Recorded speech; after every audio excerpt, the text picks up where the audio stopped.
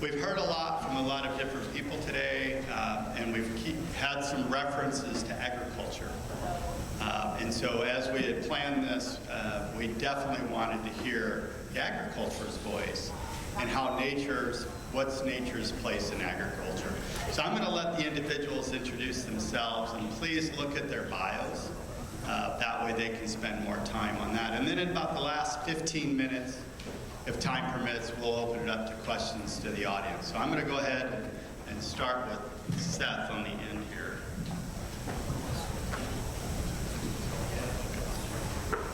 Seth Watkins. I raise beef cattle and now sheep in southwest Iowa in Page and Taylor County, and just really grateful for all of you that are here, and thank you for having me.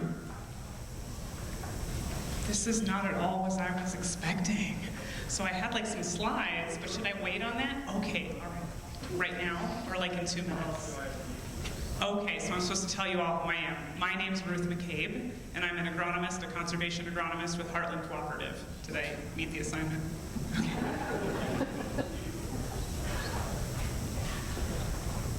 Hi everyone, I'm Ellie Gadent.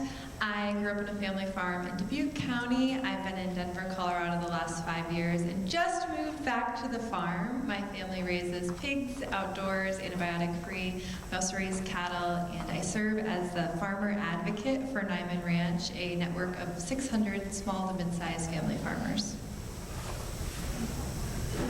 I'm Paul Willis, and I've been a hog farmer in Cerro Gordo County, and I've got some conservation land, and also started the Nyman Ranch Pork Company.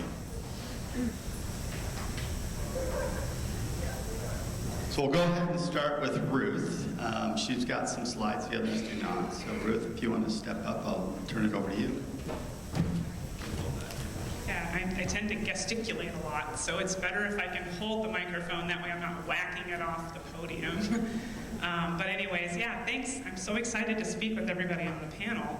And this will take me exactly 5 minutes. Don't worry, I'm not going to hog the stage. But I have discovered that when I speak with audiences about what I do and what my team at Heartland does, it never works when I just try to describe it verbally. So I put information on slides so folks can take pictures and then reference back to it. And it just gives people context for what we do. So anyways, yeah, I'm the conservation manager for the team at Heartland Cooperative. And very briefly, I'll just describe what my team does. For those of you who don't know who Heartland is, we are one of the largest agricultural retailers in the Midwest. We have 600 full-time employees, another 600 or so part-time employees. We have 75 locations. We do everything. We're a full-service retailer stretched across central Iowa into Nebraska and down into Texas. And we have about 6,200 farmer members. We service about 5 million acres of cropland. And we are a true cooperative. So it's just, if any of you belong to a grocery cooperative, the same concept. Our farmer members have a stake of ownership in us. We pool our resources to purchase feed, fuel, inputs, seed, you name it. Who am I? Just to give context about why I do what I do, I have an unconventional background, not from a farm, and I'm not from Iowa. I'm actually from California, don't hold it against me. I was in the Marine Corps, and I graduated high school, and 2 weeks later I was in boot camp. I did that for 4 years, I did my time, and I got out, and I came to the Midwest, got my bachelor's at the U of M, University of Minnesota, go Gophers, and got my master's. And oh, I heard the yes in the audience, yes, right. And I got my master's at Iowa State in crop physiology, and I stayed in Iowa to work in agriculture. I'm also a Nuffield International Farming Scholar, and that informs a lot of the work that I do now as a conservationist. So Nuffield International Farming, if you haven't heard of it, don't worry, you're normal, it's very niche. It's basically like being a MacArthur Fellow in agriculture, but you travel to other countries and you study agriculture or a topic of interest. I studied, surprise, conservation agriculture adoption in other countries, and I went to a bunch of these places over the last 2 years and learned a bunch, learned things that didn't surprise me and learned a lot of stuff that did surprise me, lost a lot of sleep, gained 10 pounds, ate some really good food, drank a lot of good beer. All right, so this is my team. I'm not alone. I have a team of conservation agronomists that I work with at Heartland, Everything you see on this list is something that we help a farmer do. So I work directly with farmers, less with landowners, mostly just with farmers. I want to emphasize most of my farmers are tenant farmers. They don't own the land. Just scribble this down, y'all, but like 60% of land in Iowa is not owned by the people who farm it. So that's a common misunderstanding folks have. But anyway, we help farmers adopt any of these practices. So low risk, low reward things like nitrogen stabilizers, cover crops, vertical till, you name it, wildlife habitat, wetlands, everything in between. And why? Why should farmers adopt conservation farming practices? Everybody in this audience understands why, I think. But basically, it's this concept of reducing or preventing the loss of water and soil from our fields. What impact does that have on nature? Why? It creates cleaner water and habitat. Actually, that picture of me holding that fish, I'm not actually happy. No offense, y'all, but I think fish are of the devil. But my husband got that picture before I grimaced and dropped that thing. Anyway, but that when you have these productive farm systems where you have farm fields, productive farm fields interplaying with natural areas, it's beautiful in my eyes. That's why I do what I do. Anybody that tells you that nature and farming cannot coincide is probably trying to sell you something, depending on what end of the spectrum on. They're either trying to sell you anger, or they're trying to convince you to tear up marginal acres. Either way, productive farms can absolutely coincide with natural areas. It's just a matter of balance, right? That's my spiel. So my team's numbers.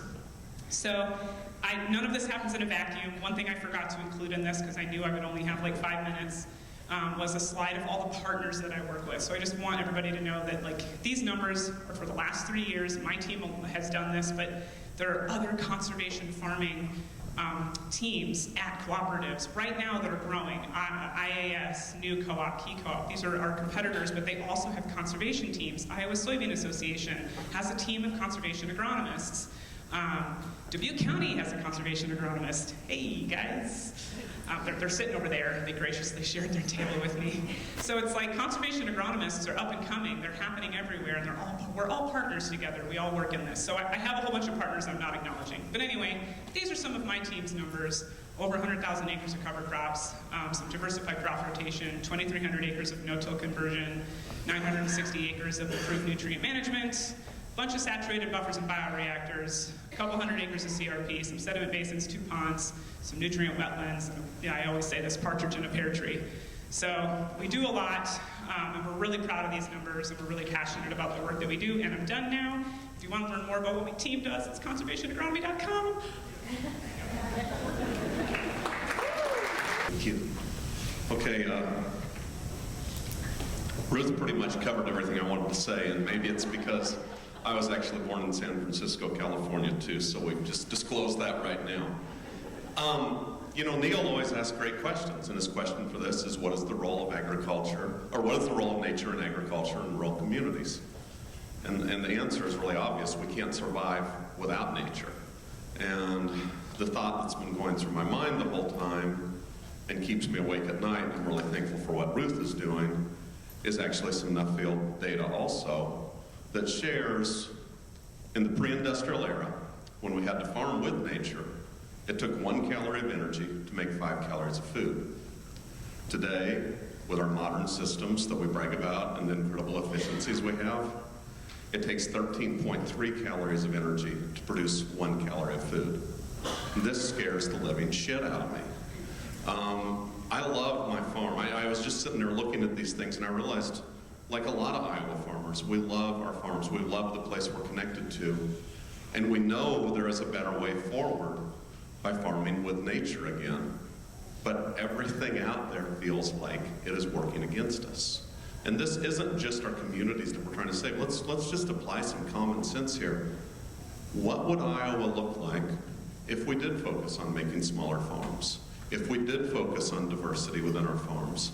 We wouldn't be turning to you with our hands out all the time for subsidies and relief every time there's a disaster in agriculture. Agriculture has to have you for us to function, but we have to have nature. And I guess what I'd stress, and I've said this before, subsidies are important, they're part of it, but all of you have a right to expect healthy soil, clean water, and expanded biodiversity for your investment in me. And don't be afraid to stand up for that. And in closing, I really wanted to keep this short because I'd rather answer a lot of questions than you all have than to talk about things we already know. So I'm going to pass it over. And as a young farmer returning to the farm, I think it's becoming more apparent as my generation's coming back on the importance of farming with nature. We have these great programs and resources through partners like Practical Farmers of Iowa. In Iowa, we have great communities of these niche groups like Practical Farmers and Nyman Ranch, where my family sells pigs to, that are leading farmer-to-farmer education on best practices. And it can be really intimidating doing something different than your neighbor and your community who is all eyes on you. I was just talking earlier with Tom, and like different areas that are starting, if someone's using in the neighborhoods doing cover crops and others aren't, it's like, oh, were your yields down this year? So the importance of finding groups like this and like other farming groups that we have support from fellow farmers, and then having consumers like you who are interested to pay the premium to support your local farmers and people who are doing best practices. Thank you.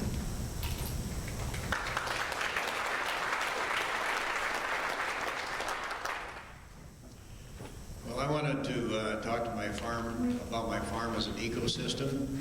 That's generally the way I think about it, and any possibility of creating some kind of habitat that will benefit nesting of birds or increasing the amount of insects or increasing the diversity on my farm is something that I want to think about and take care of.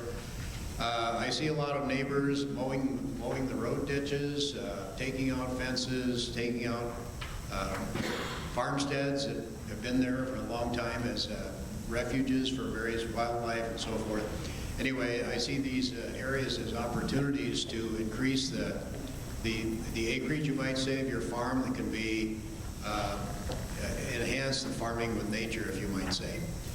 So the land that we have has mostly been converted into organic farming, and we have a lot of challenges with that, but it does create a lot of weeds and a lot of habitat.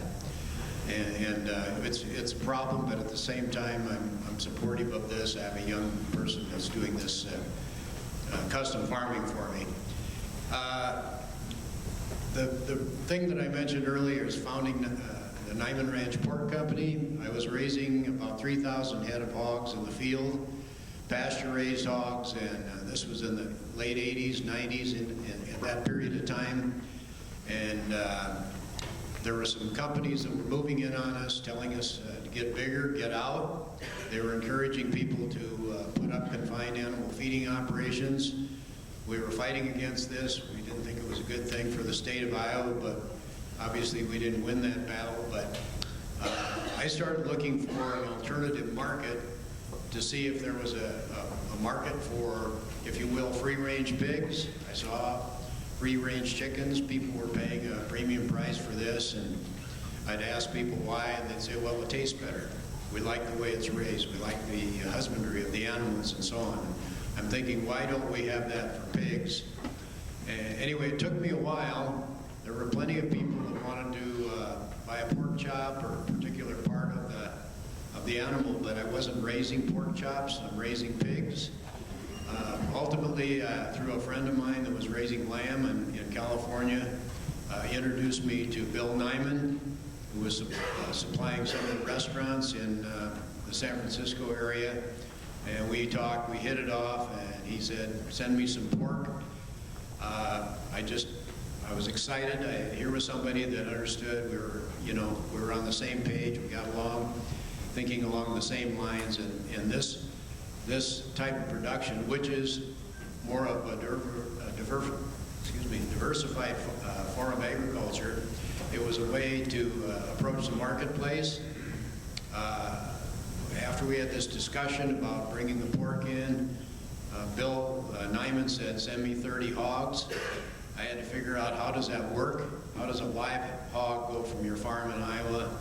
And he said it has to be here at 5:30 Monday morning in San Francisco. So I did my homework. I found a custom processor, Supreme Pack in Northwest Iowa. They were very helpful to help me find out how all of this process worked, the delivery date, the processing date, the chill date, the transportation time, everything. Anyway, we did that first in 1995, and I sent 30 hogs, and that was the beginning of Nyman Ranch Pork Company. So this led to growth. Within a couple of weeks, more hogs were wanted. Within about a couple of years, I had holes in my supply. I didn't have enough pigs to sell every 2 weeks, and I had to start looking for other farmers. And at that time, we started working with the Animal Welfare Institute. We wrote the Animal Husbandry Standards, which was basically raised in pastures with room, with bedded pens, and no confinement, no farrowing crates, no gestation stalls, nothing. In other words, I wanted to distance myself as far as I could from CAFOs, the industrial model of what was moving in on us. So anyway, that's why Ellie is here. We continued to grow the market, and we continued to add more farmers, and these are all, it goes beyond my farm. It creates the opportunity for diversified farmers, and people say, well, we can't get back to the land, we don't have enough acres, we can't do this. When they really think about it, if you broaden your operation by raising hogs in this way, you can have a broader base without any additional acres to your land. So anyway, that was kind of the thought process behind this, and we continued to grow. Ellie said earlier we've got 600 hog farmers and 150 beef and lamb producers. So the other thing that I did on my farm was I put 160 acres into the wetland reserve in 2002. We're part of the Prairie Pothole region in Saragordo County, north of here, about 100 miles. And it was hilly, it had potholes and everything, and part of it was pasture. Most farmers didn't want this particular piece of ground because of the way the topography of the land. Anyway, this wetland reserve program came up, and you could convert land and restore the wetlands, the potholes, and so on, which with selling an easement to the federal government to do this. Anyway, I did this, and it was probably one of the best things I ever did for this particular piece of land and my farm. Never regretted it a day. We've had swans nest there. We've had sandhill cranes nest there. We've had a variety of grass sparrow. That's the first recorded nesting in Saragordo County that's nesting there. Some of these species I mentioned earlier are things that have returned to Iowa that disappeared 125 years ago. And through this farming with nature, if you will, we've added some diversity back into the wildlife as well. So. We're going to open it up for questions, but I have a question for the panel first. Who wants to tackle the question of, in 1950 we had 2.5 billion people, and today we're right around 8 billion people. How are we going to feed the world if you're playing around with all this other stuff? How are we going to feed the world? The short thing, well, we fed the world with that level of population then, and the proportion of farmers. We need the opportunity for more people to get into farming and not farming like we're farming. Well, one of the things we need to do is encourage young people. The Nyman Ranch farmers, the average age is 42 years old. Farmers in general are closer to 65, something like that. But you need to develop and bring people back into agriculture. That's one part of it. I'm going to make Seth answer this too. So. We're going to feed the world by making our farms more ecologically sound. Farms are living systems. Living systems are sustained by soil, sunlight, rainfall, and maybe most important, human ingenuity. When I changed my farm 25 years ago, I did it because it didn't feel right in my heart. I didn't like seeing some of the things I saw, and I wanted to sleep at night. And I made several changes that turned out to be called ecological solutions. Now, what I came to understand is all of those practices moved me away from my need for fossil fuel. They're moving me away from my need for chemicals. They're moving me away from my need for synthetic fertilizer. So I'm encouraged because we can do this. And I think the other thing that's wonderful is as our farms do become more ecologically sound, it takes more people to do it. So, you know, like she said, the most important thing we can do is actually find out how to make more farmers. And it's going to be with the diversification. You know, I don't care whether it's our communities or our landscape, there is no sustainability without diversity. And that means our landscape, and that means the people that live in it. And as we get our water right, as we get our landscape right, more people might want to live in rural Iowa. They would fill those jobs we've talked about today. And with that, we're going to have an opportunity to further diversify agriculture. Oh man, you guys all had great answers. I will take a little bit of a different approach and say that actually, I think calorically speaking, we currently produce, you know, more than enough calories to support all humans on the planet. And a lot of the starvation issues that we see right now actually come down to government corruption in a lot of places, or lack of infrastructure, or a combination of both, or wars. Right, so we do produce enough grain for 8 billion and probably well into 9 billion. However, can we get the food to those people? That's a great question. And the instability in those regions make it so that we probably can. So even though we produce a lot of calories, are we going to be able to feed all those people? I mean, the depressing answer is probably not. It's not because there's not enough food being produced farm-wise. It's because it can't get to them. So that's something to keep in mind. But also, at much more local, right, keeping it local and talking more close to home, making farming more attractive to younger farmers. I mean, ding, ding, winner, winner, chicken dinner, pun intended. We absolutely need farming to be more attractive. Sometimes when I give presentations, I'll have folks pipe up and say, kind of touching on what Seth said, well, you know, we just need to produce real food. You guys grow grains. We need more, you know, vegetable farmers. And I'm always like, yeah, you know, I can tell by that statement you have not run a small farm-to-market vegetable farm, because I did that, and I'll tell you what, I made like 15 grand a year, and I worked 80 hours a week, and it was backbreaking. And that stinks, because people will go to a farmer's market and they'll argue about a 50-cent tomato that you spent 20 hours growing. So, I mean, there's a real disconnect between what food costs and what people, you know, want to pay for it, and whether or not there's real incentive for people to grow what some folks would say is real food as opposed to grains, right? So anyway, this is complicated. I think we can do it, but I think we need to make farming more attractive, and people need to be willing to pay for what food is really worth.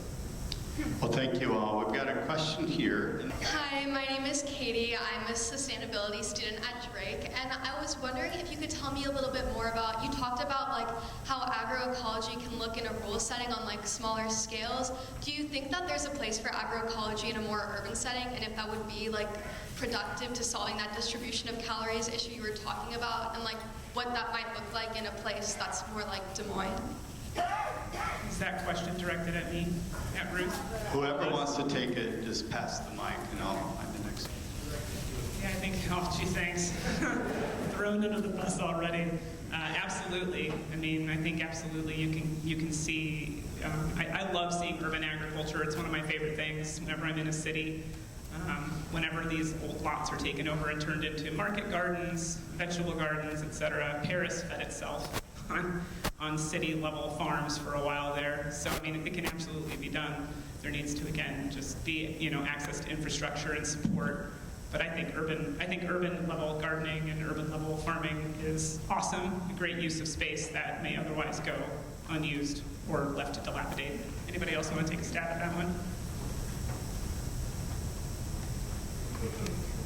Okay, great question. There's another one here. You know, I'd like to go back to your first question, Joe, and I'd question the premise of Iowa farmers feeding the world. Frankly, I think it's a myth that Iowa farmers exist or operate to feed the world. Actually, over half of our corn, we all know, goes for ethanol, fueling automobiles, not for food. And the same thing is true in, all throughout our country. And maybe the answer is closer to Bruce's answer, having to do with other countries and corruption and processes there. The way the world is ultimately probably going to have to be fed is on a more local basis, maybe better roads, better technology locally, better seed technology, better equipment, better training, markets. And really, frankly, the whole idea that what Iowa agriculture is doing is must exist to feed the world is really kind of a whole mercantilist, imperialist idea that the world is going to be hungry if we don't have this kind of agriculture. And that myth props up a lot of the problems we have in Iowa agriculture today. I'll give it a try. You know, the world looks to Iowa. I hear exactly what you're saying. And the world looks to Iowa when they think about agriculture. So I think we have a responsibility of leadership. I've challenged Iowa State many times because the institution tasked with helping us meet the nutrient reduction strategy doesn't meet it on their own phone. And it goes back to asking some really serious what-if questions. You know, what if Earl Butz was wrong? And what's our plan B? And we start looking at other ways that we can lead. I totally agree. I think if you really look at this thing, we talk about the importance of exports. But the reality is when we export crops, we're exporting our nutrients, we're exporting our natural resources with every kernel of corn that leaves my farm. And we only focus on nitrogen, phosphorus, and potassium. We don't even focus on the micronutrients that we've depleted our soil of and the nutrition we've lost from it. So to answer your question, I think Iowa has a responsibility to lead and be honest about what we're doing and acknowledge that maybe an export-based system isn't the solution, but that you can't throw the baby out with the bathwater, and we need to get aggressive on doing things. You know, when I looked at this, with all the IRA money that's come in and all the climate smart money that's come in, I haven't seen anyone decide that maybe we're gonna, maybe tithe is the right word, we're gonna tithe 10% back and refund the Leopold Center. Wouldn't that be a great use of that money?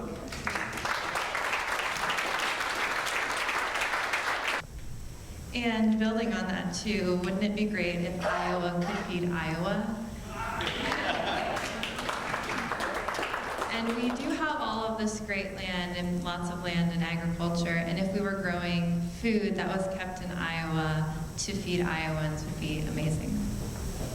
So when we talk about all going at the farm market about a tomato that costs more than a tomato you find at a grocery store, the reason why people who kill are not doing sustainable cropping because frankly it's unaffordable. Our economy is broken, so how do we make an economy that suits small business, small farms, that suits regenerative agriculture? I'll pass this for the economy part, but for the tomato part, this is so bothersome to me. Like, why do we think we need tomatoes in January if they weren't canned tomatoes? And just as a society across the country, really across the world, like, do I really need to be eating pineapple in Iowa all time of year? Like, I could be being more aware to eat seasonally, either what grows in America or what's growing near me that I can source, I think is like the #1 thing. And of course, everyone can choose one thing to do, but tomatoes has been one that I've been trying to be more conscious of what season I'm eating it in. One thing I wanted to add is that there's a certain amount of our food dollar that's spent on food-like substances that aren't really food.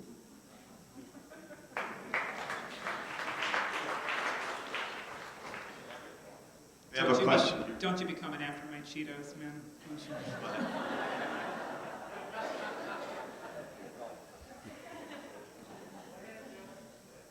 You said you had a question? As we talk about diversifying our crop rotation in Iowa, one of the biggest barriers to that is a lack of markets. And I think we'd all like there to be a lot more smaller farms, but that's not the reality of the situation right now. So how do we open up markets for, I hate to say the word alternative crops, but you know, in 30 years, hopefully the people making the carbon pipeline are wrong, but we won't need ethanol anymore. What's going to replace that, and how do we make those markets possible? Can I go first? Yeah, I love that question, and thank you so much for asking it. So, man, that is one of the biggest criticisms. I work with corn and soybean farmers, y'all. That's like my job. That's my world. That's what I'm used to. I got a degree in crop physiology for corn and soybean at Iowa State. And there's always this criticism of we don't grow enough diversified crops in Iowa, and I work for an ag retailer, and I'll be like, well, show me what we're going to do with those grains, where they're going to go, how you're going to get them to where they need to go, who's going to clean them, who's going to store them. Did you know that canola and camelina and these high oil crops will combust if they're kept in a bin and they get too hot because they're high in oil? Nobody has bins here to store those seeds and those crops. It's hot and humid in Iowa. It's why we don't grow them here. There's so much behind that question. Where are these markets going to come from? We've got to drive these markets. My company, Heartland, we looked actually at and I bring up camelina as the example. My company looked at partnering with the University of Minnesota at a partnership where we would work with our farmers to grow camelina and then store it and then ship it, because we have rail lines at Heartland, and then ship it to processors or crush plants. And there weren't any crush plants at the time that wanted it, and then when we learned about its high oil content and we looked at its flammability, our insurer for all of our bins, and all of our bins were destroyed in the derecho once already, I will tell you. 168 bins lost. I don't want to tell you what that price tag was. Our insurer was like, nope, you're not doing this to us again, Heartland. And we're the largest retailer in Iowa for grain storage. So it's really tough to create markets, and that's a darn good question. I don't have an answer for you, but I'm just going to put that comment out there. We take an objective look at where we're at. Federal crop insurance has created an incentive to destroy nearly 1 million acres of marginal land in Iowa, and that's not slowing down. And you're paying for it. And you're getting dirty water and lost biodiversity, and nature's getting it in the shorts. Couple of easy places we start is it comes down to is we simply enforce conservation compliance on highly erodible land. We take some of this IRA money and we start building perimeter fence and putting back the infrastructure we need to bring livestock back. You know, we all talk about cover crops in the winter. They're great. You know what a cover crop's really awesome on is a summer annual that you're grazing on as a third year of your multi-species crop rotation. We've got to put the infrastructure in. We're going to have to pay for that. That's a small investment with a long-term return. The other that I jotted down, you know, my grandfather milled wheat until 1950. That was my family's business, was flour. We started putting some investment into our cereal grains. You know how many varieties of oats I got to choose from? 11. I'm still planting Jerry's. There's hardly any varieties of wheat. I've got thousands of choices on seed corn. Investment in seed research to handle rust, to handle fungus, to handle different diseases that face our cereals is something we can do at our universities, and we can invest in the local infrastructure that works for us. The basis for the wheat market's in Kansas City, 2 hours from where I live. We can make this work, but we do have to have the research. Research, yes. Here's the first of three. First, I'd like to thank every one of you on the panel. But my question is to Ruth. It's awfully hard for the small person that is trying to diversify. If you've got a 5-acre field and your co-op has a 120-foot boom, and your co-op has a 120-foot boom. I realize the economics, but there is room for these co-ops to have smaller equipment for these people to diversify, and also start looking at the quality of our fertilizer that we are putting on the soil. Not salt-based, lowest cost carrier. Yeah, I can't address the fertilizer part of it because I don't work in fertilizers. I can address the machine part of it. I am currently in charge of it has a 120-foot boom, I might add, high clearance cover crop seeder program that we launched across 2 of the major watersheds in Iowa. I will tell you I've learned a lot about running a machine program in an ag retailer that is as large as Heartland. There is not room for tiny machines at a company my size. Financially, you need to have special tender trucks and machinery to service those machines. You need to have drivers with CDLs who can drive those tender trucks, plus a driver with a special license to manage the actual tractor and machinery. The insurance is through the roof. You need to have both of those people on a full-time salary because they're probably not going to be part-time workers, because if they're part-time workers, they're applying chemical or fertilizer at the same time that you're out there doing, for example, the small scale stuff like seeding cover crops. I learned all of this while running this program. It was heartbreaking, I will fully admit to you, because I had farmers come to me who wanted to participate in the cover crop program, but they had a 15-acre field. And I had a 100-acre, 150-acre, and a 200-acre field to get to that day. Which ones do you think we had to prioritize? Because that person on that 10-acre field wanted a multi-species mix, and if I did that, then I'd have to go back to the shop with my machine to clean it out, spray it out, vacuum it out. Then I could go then and seed those other larger acreages.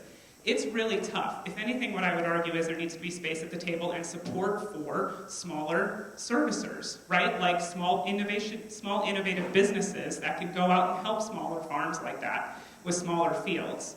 I really support like Iowa Cover Crop, great organization, small scale. They've gotten access to a bunch of different projects, partnerships, grants, etc. I encourage other small businesses that want to do exactly what you're talking about to go and apply for those programs. And those programs shouldn't and really aren't available to Heartland or larger companies anyway, and that's the way it should be. We got to support those smaller businesses to do something similar that us larger businesses are doing. I don't know if that gives you an answer to that, but I hope it gives you hope. I'm going to talk to Paul for a second. At one time, we in Greene County and then Butler and Bremer County grew Azuki beans and black beans for export instead of corn and soybeans. So my question, we felt that the biggest problem to doing that, we were very successful at the very beginning. I had to find a place to clean red beans instead of white soybeans, bag red beans separate from white soybeans, and ship them from Greene County, Iowa to Yokohama, okay? And we were doing this as a cooperative. How long did it take you to get a distribution and an infrastructure, because your processing is not a Tyson processing. Your processing is different. Your supply chain is different. How long did it take you to get that kind of infrastructure? And what kind of support did you get for that kind of infrastructure to be able to do a specialized version of pork chops? Okay, well, first of all, it took me a long time to find Bill Nyman, who was a key person for me, probably the only person in the United States that understood what I wanted to do, that already had a market. And identifying a market was important. If I tried to do what I was doing to sell to Iowa, it would have been a failure. But there was a food culture in the West Coast, San Francisco in particular. So I knew what I could do, which is raise the pigs, and I could get them to the packing plant. Beyond that, I had no clue. How does that all work? How does that product, get from a meat company in San Francisco? How does it get to customers? Those kind of things. What I realized at first is that, you should do what you can do best and then find somebody else that can do the other part of it. You're not in the business of distribution, you're in the business of raising beans in that case. So I've seen some other businesses try and fail because they were trying to do too many things they didn't know about. Some other meat companies or groups of farmers were, always thought the packer was trying to take advantage of them, and they pool their money and build a packing house. And there was one in Minnesota, for example. I don't think it was open more than 6 months. Brand new plant, closed, because they didn't know what they were doing. So do what you do best, and then find somebody else how to do the other part. So it seems most of these problems were created on a federal level. And a federal response is what's needed for this scale of change. The Farm Bill was originally started to ensure food for American citizens. Excuse me. And so the Farm Bill is where I think a lot of these problems need to be addressed and need to be advocated for. In addressing many of what we're bringing up here. I'll just throw out a quick example. New Zealand, smaller than the United States, but comparable to the state of Iowa. In the 1980s, they were facing a crisis with over-subsidized sheep farming. They completely eliminated subsidies, and it was a 5-year process that had a lot of pain. But less than 4% of the farmers actually left farming, and they were able to retool, and they have a completely diversified farming system now. They do have their own problems and whatnot, but I think we need to look at this as a Farm Bill scale issue and problem. The Farm Bill created these markets that we're talking about, these grain markets. The Farm Bill could also be used, conversely, to address what it's supposed to be doing, which is providing food for American citizens, healthy food and a healthy lifestyle. One thing I do, I'm an Iowa Farmers Union member, and they send farmers every year. I went this spring and this fall to advocate with our legislators about supporting independent family farmers, opportunities to bring livestock back to the land, and for a future for young farmers like me to want to return to the farm. You know, my mom always told me the road to hell is paved with good intentions. And here's the thing, you know, when you get to Washington, D.C. and you deal on those things, I do want to see us have a better farm bill. I want to see some of these things happen, but what if they don't? And where I'm going at it is looking at what I can do within my own community, looking at ways that I can bring young people in, getting out of my comfort zone with some folks that maybe I don't hang out with as much and getting to know them and putting those same ideas in their head. And what I'm inspired by is deep down, most farmers we recognize, I don't have anyone following me into farming, so it puts me in a different position, but most of my friends recognize to bring their kids in, it doesn't look real rosy. You know, John Deere's solution was an autonomous tractor. But then we start talking about these practices from a practical standpoint. And I usually lay into them and I say, hey, I know I'm a tree hugger, but let's talk about economics. If you're going to continue on this path of synthetic fertilizer and not doing multi-species crop rotation and not using covers, you're going to spend more and more money because the cost of the finite resources agriculture has become dependent upon far exceeds the cost of the products we sell. So what are some other options? And I wish I could, you know, wave a magic wand and be king of the world and have this perfect farm bill, but even I recognize that what was written in 1933 and the crises that led to that, that thing's going to ebb and flow. And I used to be someone that's all I talked about, a better farm bill, a better farm bill. That hasn't happened yet, and it's probably going to be a while before it does. And when they wrote it, they really were thinking about farmers. I know people talk about when I complain about crop insurance, people remember the 80s and how they feel like this financial risk product was the end-all, solve-all dollar problems. And we're always going to have unintended consequences. Yeah, I 150% second that.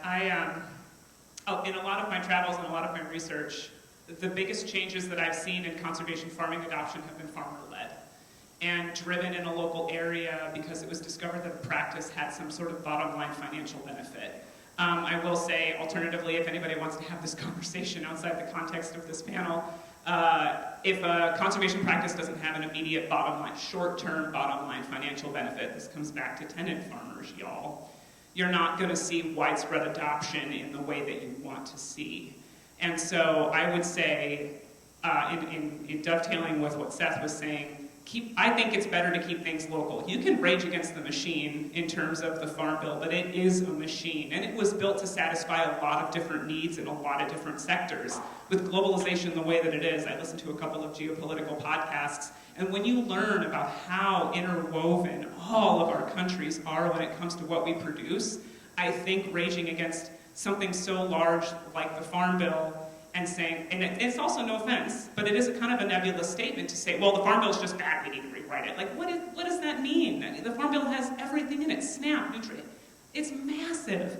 There's a part of me that thinks, you can do that, but I'm going to spend my energy closer to home working on grassroots things here that I know make a difference in the community, and if enough farmers and enough people can see that it is beneficial and impactful, I'll probably be able to do better with that and make a greater change here than spending all my energy and time and frustrations railing at some politicians and lobbyists in DC that don't really, want to listen to me, tiny agronomist from Iowa.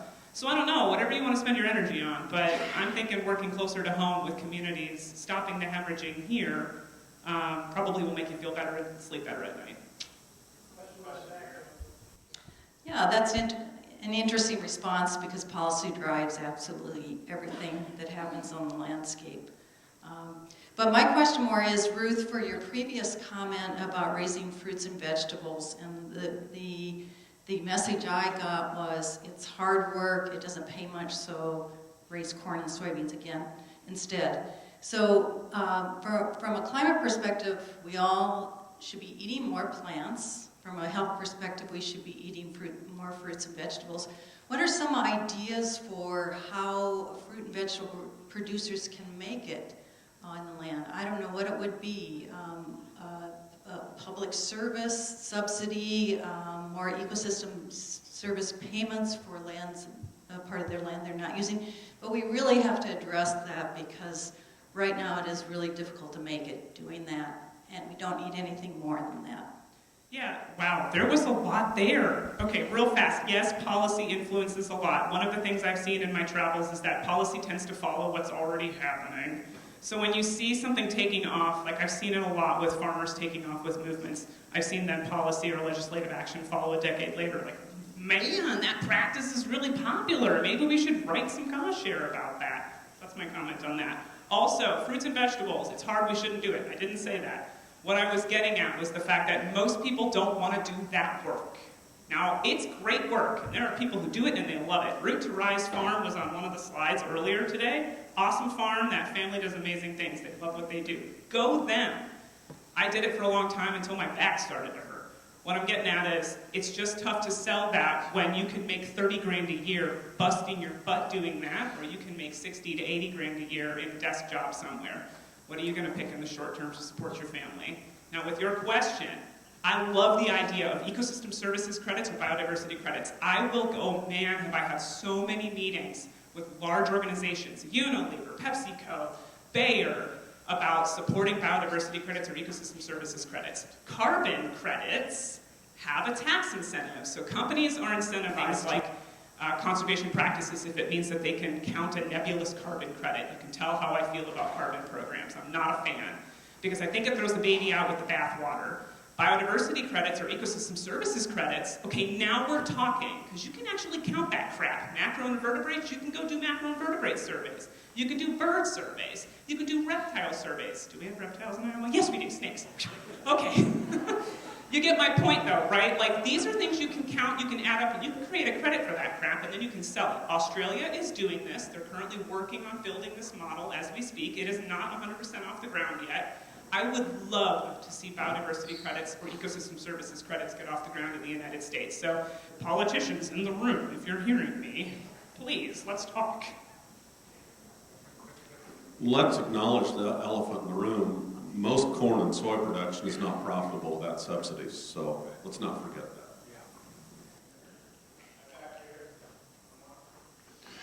Our table had a question about what the panel thinks the appropriate role of crop insurance is when you're talking about the intersection of agriculture and nature. So ask that question for the panel.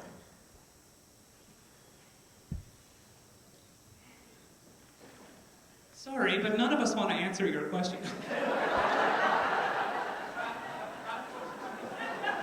I don't have a problem with that. You know, again, this is where we hope there's some common sense. Federal crop insurance, a risk management tool on high-quality land, is important.